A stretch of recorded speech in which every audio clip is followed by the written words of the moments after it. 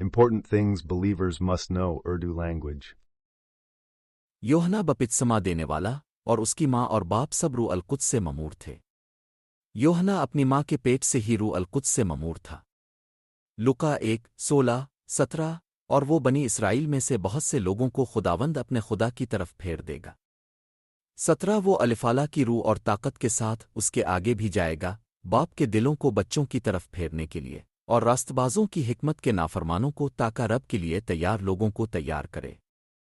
सवाल: क्या आपको यकीन है कि यूहन्ना बपटिस्ट जैसा ताकतवर आदमी इसराइल के लिए खुदा के साथ अपना काम बदल कर गैर कौमों को बपतिस्मा देगा? नहीं। जान बपतिस्मा देने वाले ने 5 किताबों में वजाहत की, मैथ्यू, मार्क, लुका, यूहन्ना और अमाल के यसू उनसे ज्यादा ताकतवर था। इसने कहा कि वो पानी से बपतिस्मा देंगे और यसू रूह अलकुद्स से बपतिस्मा देंगे। यसू ने रूह अलकुद्स के साथ बपतिस्मा लिया और एक ही वक्त में जिस्मानी और रूहानी रास्तबाजी को पूरा किया। लुका 4:1। फिर यसू रूह अलकुद्स से ममूर होकर यरदन से वापस आया और रूह की तरफ से बियाबान में ले गया। मरियम यसू की माँ ऊपर वाले कमरे में रूह से ममूर थी। अमाल 1:13-14। और जब वो दाखिल हुए तो ऊपर वाले कमरे में चले गए जहां वो ठहरे हुए थे। पतरस, जेम्स, योहना और एंड्रयू, फिलिप और थॉमस, बार्थोलोमियो और मैथ्यू, जेम्स बिन अल्फसा और शमून दी जीलू और यकूब का बेटा हुदा।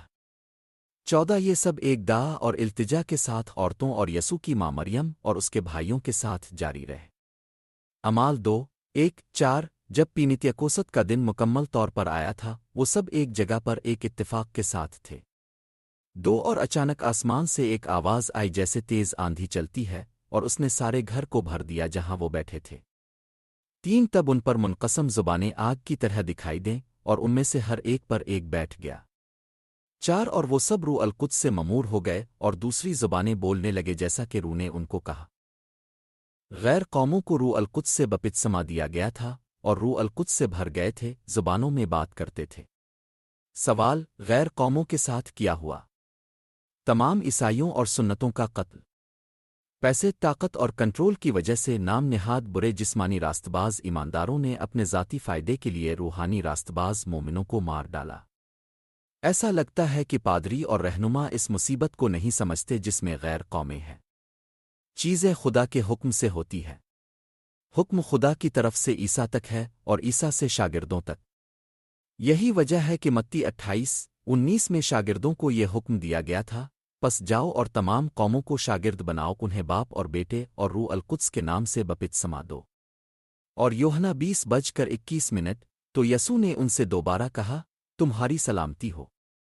जैसा कि बाप ने मुझे भेजा है, मैं भी तुम्हें भेजता हूँ। शागिर्दों/ईसाइयों से गुफ्तगू। यसू अपने शागिर्दों को भेजता है जो ईसाई और संत कहलाते थे। एक शागिर्द एक ईसाई है, अमाल 11:26 में। और शागिर्दों को पहले अंतिकिये में ईसाई कहा गया था। लिहाजा अब कह सकते हैं कि सिर्फ मसीही और मक़दसीन ही मोमिनों को सच्चाई सिखा सकते हैं, क्योंकि वो सच्चाई की रूह वाले हैं। लुका 8:9-10। फिर उसके शागिर्दों ने इससे पूछा, इस तमसील का क्या मतलब है? 10 और उसने कहा, तुम्हें खुदा की बादशाही के भेदों को जानना दिया गया है, लेकिन बाकियों को तमसीलों में दिया गया है कि शायद वो देख कर ना देखें और सुन कर ना समझें। गैर कौमें जो ईसाई और मुक़द्दस बन गए थे, सैकड़ों साल पहले मारे गए थे, ये मुसीबत है। उनको सच सिखाने वाला कोई नहीं। ये बात मुज़क्का खेज़ लग सकती है, लेकिन ये सच है। कत्ल के बाद फ़िरक़ों का आगाज़ हुआ। उन्होंने शुरू किया क्योंकि कोई भी हकीकत नहीं जानता था। वो इंसान के रूह के हिस्से के बारे में कुछ नहीं जानते थे। वो सिर्फ जिस्मानी इबादत जानते थे, इसलिए वो पानी से बपतिस्मा देना शुरू कर देते हैं, जो कि यहूदियों के लिए था। सच्चाई को ना जानते हुए पादरी जान 3:16 के बारे में गलत मालूमात सिखा रहे हैं, क्योंकि खादी ने दुनिया से इतनी मोहब्बत की कि इसने अपना इकलौता बेटा बख्श दिया, ताकि जो कोई इस पर ईमान लाए हलाक ना हो बल्कि हमेशा की जिंदगी पाए। बहुत से लोग कह रहे हैं कि अगर आपको गुनाह की नजात की मुआफ़ी मिल जाती है तो आपको हमेशा की जिंदगी मिलती है। ये सच नहीं है। यूहन्ना 3:16 यूहन्ना 3:5 का हवाला दे रहा है। यसू ने जवाब दिया, मैं तुमसे सच कहता हूँ, जब तक कोई पानी और रूह से पैदा नहीं होता, वो खुदा की बादशाही में दाखिल नहीं हो सकता। पानी से पैदा होने का मतलब है कि आपको मसीह की रूह मिली है اور روح سے پیدا ہونے کا مطلب ہے کہ اب کو خدا کی روح اور سچائی کی روح ملی ہے۔